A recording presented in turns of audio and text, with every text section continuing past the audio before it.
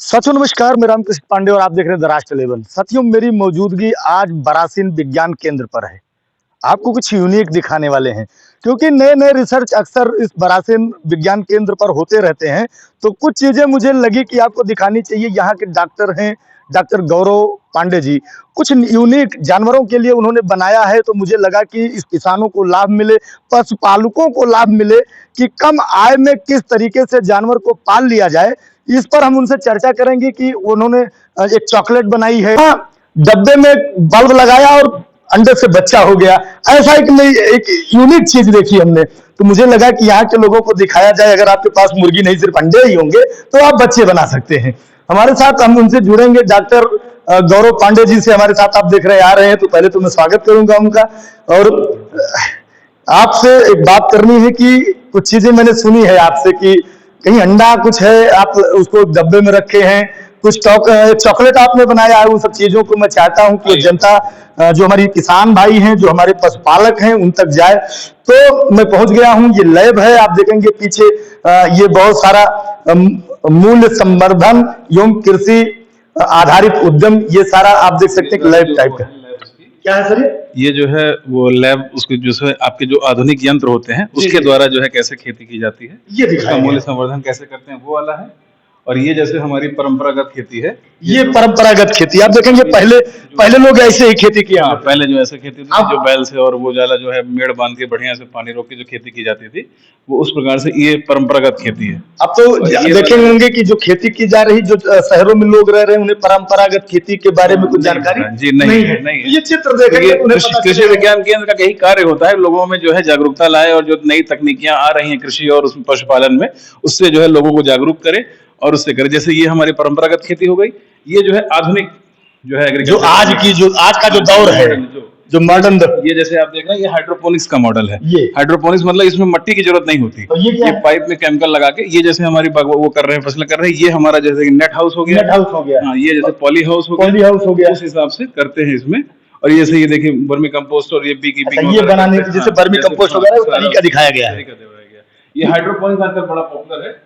जब आपकी मिट्टी भी नहीं उपलब्ध रहेगी तो इससे जो है आपका केमिकल से और उससे जो है बिना मिट्टी के जो है खेती की जाएगी। जब खेत दिख रहे हैं धीरे धीरे कम होते जा रहे हैं जोत। हाँ, ये एक नई चीज बताई कि मतलब मिट्टी नहीं है, धरातल नहीं है और खेती हो रही है। तो वो पाइप जो है लगा के उसमें जो है लगाते हैं। बढ़िया जो है जो आजकल लेट्यूस और ये सब जो पत्ता गोभी, धनिया, ये सब बहुत अच्छे से आप अगर हाँ अपने जो किचन गार्डन, जैसे लोग जमीन की जरूरत नहीं है, लोग मल्टी स्टोरी बिल्डिंग में रह रहे हैं तो अपने छत पे या अपने बालकनी में लगा लिए, तो वहां भी खेती कर सकते हैं। मिट्टी तो कहीं ना कहीं थोड़ी मोड़ी जरूरत पड़ेगी, बिल्कुल मिट्टी की जरूरत नहीं, मिट्टी बिल्कुल जरूरत नहीं पड़ेगी और खेती हो जाएगी, होती रहेगी, खेती होती रहेगी।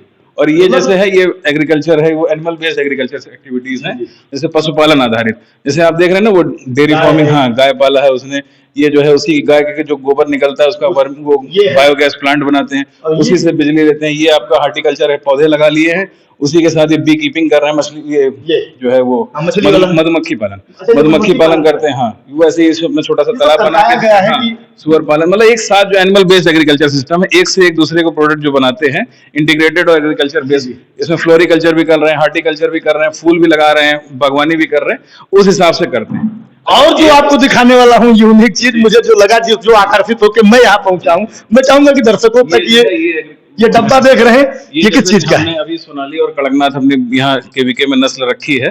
तो उसमें क्या करते हैं हम लोग, जो अंडा देती है मुर्गियां, तो उनको हम लोग कलेक्शन कर लेते हैं। जैसे 50-60 अंडे हमारे पास हो गए तो हम लोग इसको हैच में लगाते हैं। तो ये 21 दिन के लिए इस इंक्यूबेटर में रखते हैं, टेम्परेचर में। जरा दर्शकों तक जाइए, आप देख रहे हैं इसको।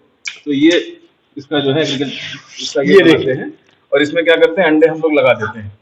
और ये अंडा है, अंडे के साथ, और अंडे आप देख सकते हैं। अच्छा, ये नंबरिंग आप किसी तरीके से कुछ नंबरिंग करते हैं, जब अंडे जिससे लगाते हैं 1 2 3 4 5, वो केवीके करके नंबरिंग करते हैं उसकी, ताकि हमें ध्यान के हिसाब से पता चले क्या, हाँ, उसकी कौन सी लगाए हैं, या कड़कनाथ लगाए हैं, या सोनाली लगाए हैं, कौन सी नस्ल।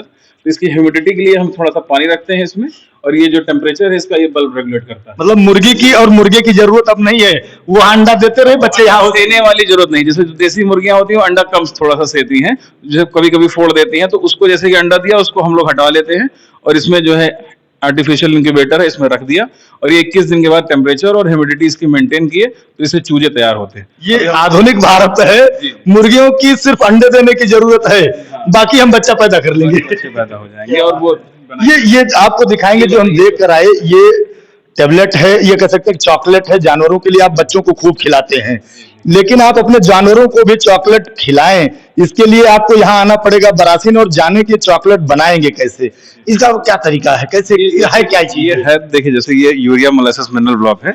ये ब्लॉक लगभग 2 किलो का है। अच्छा, 2 किलो ये 2 किलो का है, तो थोड़ा पन्नी से हम लोगों ने पैक किया कि ये भी खराब ना हो। ये जो है ऐसे क्या करते हैं इसको कि इसमें जैसे कि आपने किया, तो जो आपका यूरिया मोलासेस मिनरल ब्लॉक होता है, तो जैसे आपका ये हो गया, आपका जो है ब्लॉक आपने जब बनाया इसको, इसमें जो मेन इंग्रेडिएंट्स होता है वो गुड़ का राब होता है और गेहूं का चोकर होता है। खाड़ जिसको कहते हैं, उसको खाड़ कहते हैं। तो वही इसमें जो है मेन इंग्रेडिएंट्स होता है। इसमें मिनरल मिक्सचर, नमक और हम लोग इसको डाल के तैयार करते हैं। थोड़ी सी हम लोग ट्रेस मिनरल उसमें जो है डालते हैं, और वो क्या नाम कहते हैं, थोड़ा सा यूरिया डालते हैं। अच्छा, एक टेबलेट बनाने में कितना खर्च आता है लगभग? ये एक में आने में लगभग इसमें से लगभग 70 से 80 रुपए इसकी कॉस्ट आती है बनाने में। और इसको किसान चाहे तो आराम से इसको जो है अपना बढ़िया से इसको उत्पादन कर सकता है। लाभ क्या है जानवरों को इसका? लाभ इसका खाएंगे तो कुछ ग्रोथ के मामले में, दूध के मामले में, जैसे हम लोग मान लीजिए जैसे बकरी पालन कर रहे हैं, तो बकरी पालन में क्या है कि हमें वेट उसका ज्यादा चाहिए। यदि इसको खिलाते हैं तो वेट अच्छा मिलेगा। दूसरा, जैसे कि दुग्ध उत्पादन के लिए यदि हमने डेयरी पाली, डेयरी के लिए गाय और भैंस रखे हैं, और जो नए बच्चे हैं वो उनका ग्रोथ हमको अच्छा चाहिए ना अगली जनरेशन के लिए, तो उसके लिए बहुत अच्छी ग्रोथ होती है। और दूध उत्पादन जो है इसका बढ़ जाता है लगभग 15 से 20%। यदि जैसे मान लीजिए कि आपने नॉर्मल जो दूध दे रही है आपकी 7 से 8 लीटर, वो 8 से 9 लीटर, 1 से 1.5 लीटर का लगभग इसमें इजाफा होता है जब इसको आप खिलाते हैं। तो प्रोटीन का जो है स्रोत है ये। प्रोटीन इसके जो रूमेन में माइक्रोब्स होते हैं कुछ जुगाली करने वाले जानवरों के, वो उसका बढ़ जाता है जब आप खिलाएंगे तो अपने आप। थोड़ा सा हम चाहेंगे कि गांवी भाषा में, देहाती भाषा में, क्योंकि किसान ज्यादा पढ़ा लिखा अभी भारत का नहीं है, तो उसमें जो है जैसे कि जैसे हमारा जो पेट होता है वो सिंपल स्टमक होता है ना, एक जो है पेट होता है। जो गाय भैंस का जानवर होता है, आपने देखा होगा कि उसके 4 चैम्बर का पेट होता है। तो उसमें क्या होता है कि जैसे आपने देखा जुगाली करने वाले जानवर, क्या मतलब, जैसे हम लोग खाए तो चबा चबा के खाए और धीरे धीरे खाते। और जब जानवर को आप जब चारा लगाएंगे तो वो क्या करेगा कि आधे घंटे के अंदर पूरा हौदा खाली कर देगा। जो आप 15 से 20 किलो राशन देते हैं पूरा, वो एक बार में खा लेता है। और फिर वो जब बैठता है तो धीरे धीरे पागुर करता है। तो वो पागुर करने वाले जानवर जो है रूमेन में ही भर लेते हैं। तो उसी रूमेन में कुछ कीटाणु मतलब जीवाणु टाइप के होते हैं, जो उसके जो है उसमें से यूरिया को लेकर के नाइट्रोजन निकाल करके वो प्रोटीन बनाते हैं। तो वही प्रोटीन जो है जानवर को उसके शरीर में लगती है, तो वो जो है उसकी बॉडी बिल्डिंग बनती है और उसकी सारी न्यूट्रिएंट्स जो है वो पूरी हो जाती है। तो दूध उत्पादन भी अच्छे से बढ़ता है। रिपीट ब्रीडिंग, जो बांझपन की जो समस्या होती है वो भी इससे ठीक। मतलब ये कह सकते हैं कि जो बच्चे गाय बांझपन है, जैसे बच्चे नहीं दे रही, हीट पे नहीं आ रही, डिसऑर्डर होता है, हाँ, उनको भी बहुत लाभ मिलता है। अभी जो है हम लोगों ने इसको जो है अभी अफेल्डी में हम लोगों ने बांटा है। यहाँ के जो हमने ये बचनपुर गांव है इसको अडॉप्ट किया है, उसमें हमने लगभग 10 किसानों को दिया है। वो इसको अभी अपने जानवरों को खिला रहे हैं और बहुत अच्छा लाभ ले रहे हैं इसमें। और इसका जो है बहुत ही अच्छा वो है, उसका ये है कि प्रोटीन जो है, जो उनकी रिक्वायरमेंट, जो उसकी फीड कॉस्ट ज्यादा रहती है, जैसे जानवरों को जो खिलाते हैं उसमें प्रोटीन की सबसे ज्यादा कॉस्ट होती है।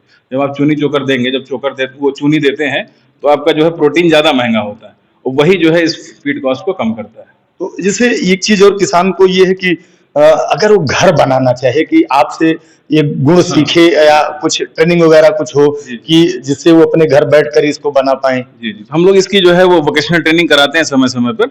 इसकी जो है 5 दिवसीय और लगभग 21 दिवसीय हमारे यहाँ ट्रेनिंग होती है। जो भी चाहे वो आके ले सकते हैं। अभी